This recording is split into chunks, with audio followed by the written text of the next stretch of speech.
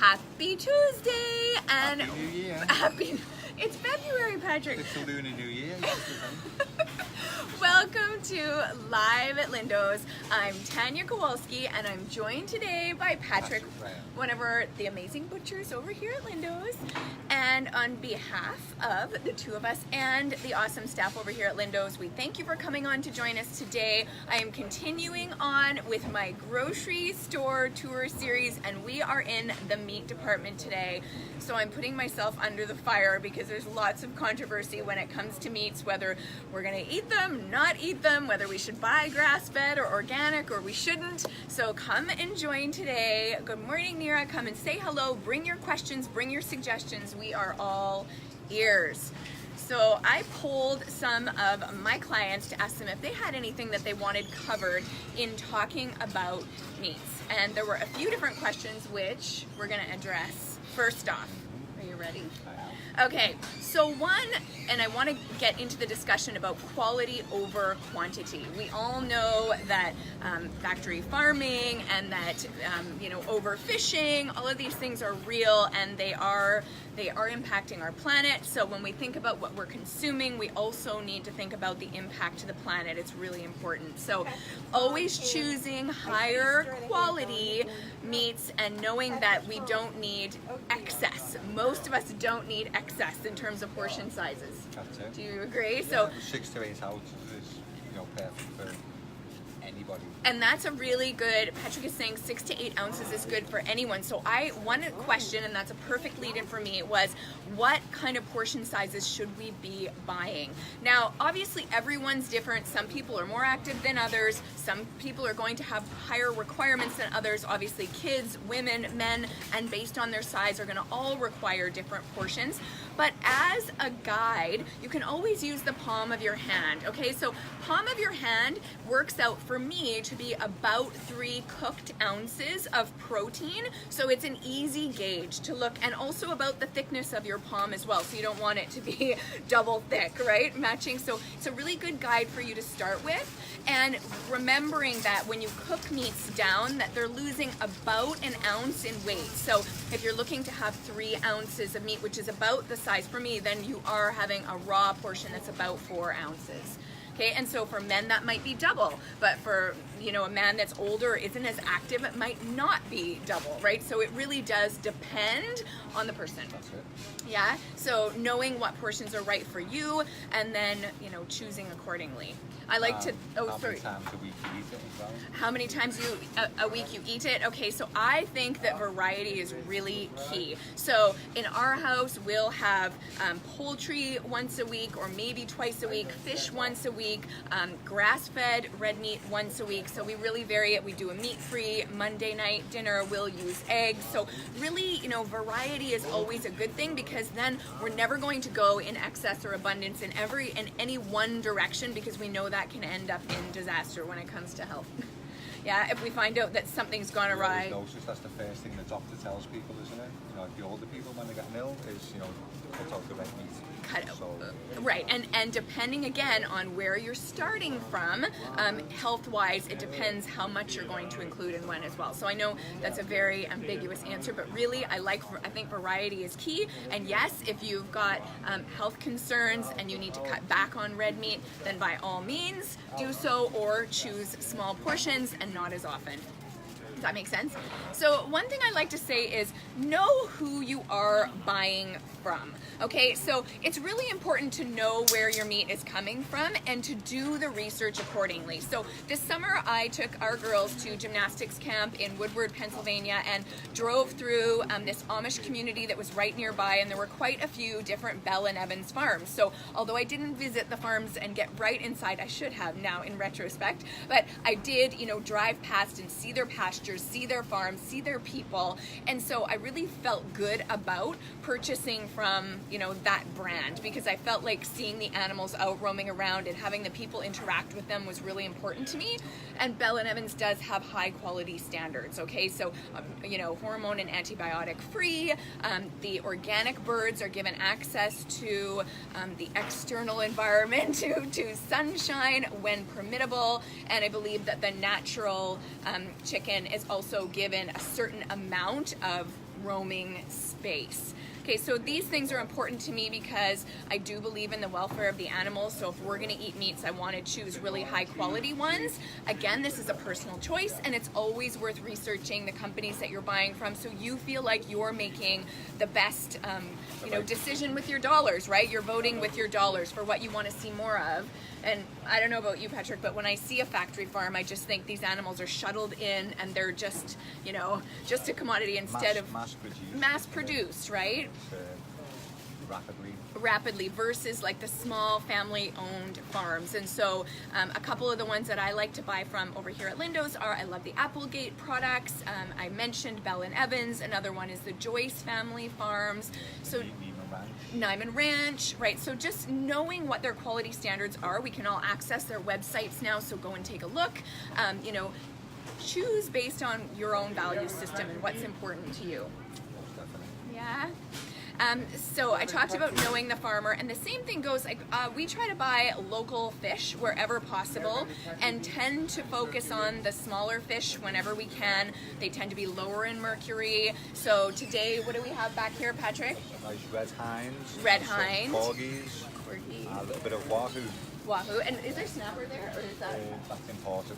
Okay, but so finding out what's available locally is really good as well. It's probably been line caught fish, and again, knowing where your food is coming from and choosing accordingly. Yeah, you can't beat the local fish. It's caught that day. It's brought in that day. So it's as fresh as it can be. Right on. The local fish is caught that day, brought in that day, so you're talking super fresh, right? So, if you're gonna eat, getting the fresh stuff is always good. Yeah. Cool. Right on. And something else to think about in one of the questions that came up for me is how can we incorporate lower cost cuts of meat into our cooking? So even though we choose to buy Bell and Evans, sometimes we buy the skinless, boneless chicken thighs, right? And so those are really nice roasted up with some root vegetables in the oven. We make our own kind of quote unquote breading for them, for the kids sometimes. So I'll use like flaxseed meal and some egg whites and mix it up and dip the chicken and then bake it on a wire rack so that it gets almost like crispy chicken without all of the things that we don't want. It takes a little bit longer to prepare. Yep. But it's worth it in the end. Like the Joyce Farms, yep. We sell the braising steak, which is a cheap cut. Braising steak is a lower cost cut? Yeah, the sirloin tip, what we just started doing now, that's a nice frying steak. Okay. The Denver flats. Okay. So you can get more for braising or stewing. Yeah. It takes longer to prepare, but it's more economical and it's very tasty. And some of those lower cost cuts you could maybe use in stews, right? Or stir fries and that type of thing. So it's all good stuff. Yeah. That's what it means by braising. You haven't got to go top end all the time. Braising, stewing. Braising, stewing. Yeah. Oh, sorry. Yes, same thing. I did different word. Yeah. Okay. So you haven't got to go for the tenderloins and the ribeyes all the time. If you're going for a cut of meat, Tanya. Yep. Are you going for a leaner cut, or what are you? A good question, Zach. If we're going for a cut of meat, are we going for a leaner cut of meat? You know what, I am, and most often just because I don't like the gristle on, if we're choosing what meats. What you find is if you're going to do a stew or a braising steak or a Dutch oven, you want a little bit more. Well, you need the fat content. But what happens is, once you've cooked it and you let it cool, all the fat will rise to the top. You just got to skim it off. Skim it off. Isn't there a difference between the fat on the outside and the fat on the inside? So if you look at a ribeye, for example, you've got different fat content on the inside and outside. It's two different types of fat, right? Well, the fat on the insides will solidify into the meat. That's where it's marbled within, and that's almost like our internal visceral fat versus the external. The flavors coming from. Right. On the inside. Right. Yeah, and you're looking for like a tenderloin or something. Yes. Leaner. When we buy, my husband likes steak. When we buy it, we buy the tenderloin or the sirloin and cut off the visible fat off around the edges. We do use You can always cut that off after you've cooked it. Yeah, and easier to get off, right? And then it'll keep the flavor while it's cooking, and then it's easy to trim off after the fact. That's a great tip. And the other thing, I mentioned with the chicken thighs and things. So that kind of stuff is really. It's a little bit more fatty, isn't it? It's a little more fatty, and actually what I like to do is I'll get organic rotisserie chicken and either rotisserie it myself or ask Lindo's to do it, and I'll shred all the meat off together, so you're getting a combination, and use that to make tacos or burritos or whatever whatever that is, and it's then ready in a hurry if you've thought ahead to get it into the crock pot or have it rotisserie, that kind of thing.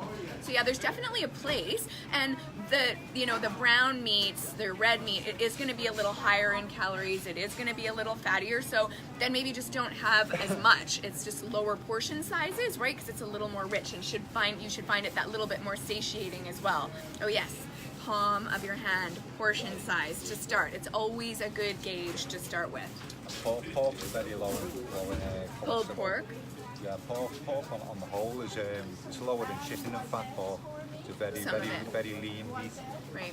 It's tenderloin or yeah, or pork chops or what you find that's only believe that pork. We don't sell as much as we should. Right. Okay. Yeah. That's good to know. People have an aversion to. Yeah, it's pork here. Yeah. I don't know why. Cool. Yeah. So some pork people. Anyone eat pork? Let us know. Do you? We don't very often. Yeah, being it's honest. very economical and very healthy. Probably the other white meat, right? Yeah, probably one of the healthiest meats you can eat. Pork. Yeah. So why don't you eat pork very often? Just because? You know what? Again, it's like finding the right brand, the humanely raised brands. We bring the Duroc in here. We have the Smithfield Duroc pork. Smithfield, okay. Yeah, which is organic. So look at that one. Smithfield is a big factory farmer though. So yeah, I'd have to do the research. But yeah. Check the Duroc out. Duroc, okay. Neiman Ranch has a lot of pork. Yeah, they do. Yeah. It's just we it's bring not that always in as well. it's not always here. We had Yeah. some Neiman Ranch pork last week. All right. And I know I've mentioned to you guys before that I like the Applegate Farms, like the pre-cooked chicken strips for when you're really in a hurry, and they're so easy just to warm up in a pan. My girls do this often, and they'll just use it, whether it's, like I said, in sandwiches, throwing it into a chickpea pasta, whatever that is, making tacos or burritos, it's quesadillas, it's easy. Yeah, really like that. Yeah, and healthy. So how often do you have meat a week? So not red. Any kind, so you're going to have some protein every night? Yeah, we would probably have protein most nights. Monday nights, when I've been doing the meatless Mondays, would be a night where we aren't necessarily, but we'll still choose legumes or something that have got some protein content in our meals as well. Or eggs. Sometimes it's on the run, having lentils, really high in iron, fiber, got lots of protein as far as legumes go as well. Yeah. So what do you do with your local fish? So when you buy a red hind, what do you do with it? So you know what? The kind butchers over here told me just put the whole thing in the oven. So when I bought it, I was a bit like, the eyes are still in it and everything. But baking the whole fish actually tastes really good, and it takes no work at all. You literally put it in parchment paper or on a baking sheet. Did you eat and the bake eyes? it. And it's no, I did not eat the eyes. Put the chowder. The eyes. Gross! No, I didn't eat the I think eyes. you might have picked that up from China. No. Anyway, no, I did not eat the eyes, but cooking the whole fish actually keeps it really nice and tender and juicy inside, and it was really, really tasty. Otherwise, we love salmon, and whenever I can get wild salmon, I will choose the wild salmon. Oftentimes the coho or the wild comes in from Canada, fellow, Canadian originally over here. So we'll choose the salmon, and the girls really like it barbecued, but sometimes we'll bake it, and it's pretty easy. Like, we'll just put some sea salt on it, and it's really delicious. So no fuss. Yeah. So what spices did you use on your red hind? Like, what did you do to it? You know what? Honestly, just a little bit of sea salt and pepper. Sometimes like a little bit of lemon juice on it. You can just do a really light brushing of olive oil, which will give it some flavor as well. You can put garlic like inside the fish and close it up and cook it in there. I mean, there's so many different options, but so yeah. So how did you portion it after that? Like, you just cut off an end and put it in a plate or flake it off? We just kind of flaked it, flaked it off. Yeah, it comes off the bone easy once it's cooked. Yeah. You can even get those guys to cut it down the back. Okay. So when you cut a hole, the whole fillet will just come off. Just come off. And I think I've had it like that, or you guys have prepared it like that too. Yeah.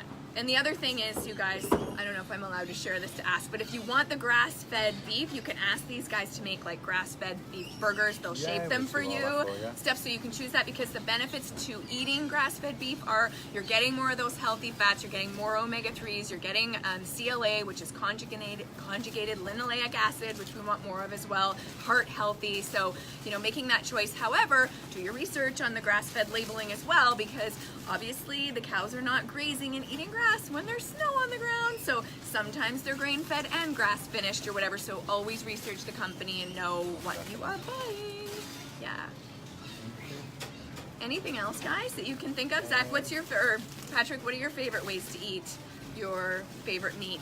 I like pan-fried salmon. Yeah, You like pan-fried salmon? I like it more than semi casseroles. With this colder weather we've been having, this cold snap. Yeah, casseroles. Yeah, so I like the casseroles, the Dutch oven. Yeah. Just put it in and let it go. Yeah. So what are you putting in your casserole? I use the braising steak. The braising steak, okay. Yeah, or the temper flat. Bunch of root vegetables. Yeah. Just potatoes, onions, carrots. Carrots. Yeah. Yeah. Make sure you brown it all before you put it in. A bit of beef stock, a bit of red wine, some garlic. Some bone broth. There you go. Yeah. You can even the grass-fed bones we sell. You know, we got a lot of people getting into the beef stock at the moment. So it's very, very nutritious. Right. So you know, we've got the grass-fed bones, Church Farms, Matter bones, which is split in half. Okay, cool. So you can. The best way to do them though is to roast them before you actually boil them to get rid of all the excess fat. Right. Then add your vegetables, your leek, garlic, celery. So can people ask for those? Yeah, we've got them. Okay. We don't display them, we keep them in the back. Okay. Yeah, so they're all frozen. Okay. So that's very healthy with the bone broth. Okay, that's good to know. Lots of people doing the bone broth out there, so you can get I've the heard grass-fed bones. They're giving it to people after marathons now. Yeah. People doing marathons, they're getting bone broth instead of water at the end. Yeah. They're getting all the nutrients yeah, back, all the salts. getting all the salts and the sodium. Yeah, or salt and sodium, same thing. But they're getting the proteins in the bone broth as well. Good. Okay. That it? Well, I think that's it for today, you guys. If you have any additional questions or feedback after the fact, we always check back on your comments below, so be sure to add them in. We hope this was helpful today. Let me know in the comments below if this was helpful or if you have any additional questions. If you know of anyone who might find this information useful when navigating the grocery store, be sure to share it for us, and enjoy the next couple of weeks till I see you again. Make sure to keep doing the things that nourish your health so you can show up as your happiest self. On behalf of Patrick, say goodbye. And nice to see everyone. Come and say hello. yes, come and say hello back here. Know your butcher. And the rest of the amazing staff over here at Lindo's, we thank you for your time, and we'll see you next time. Bye.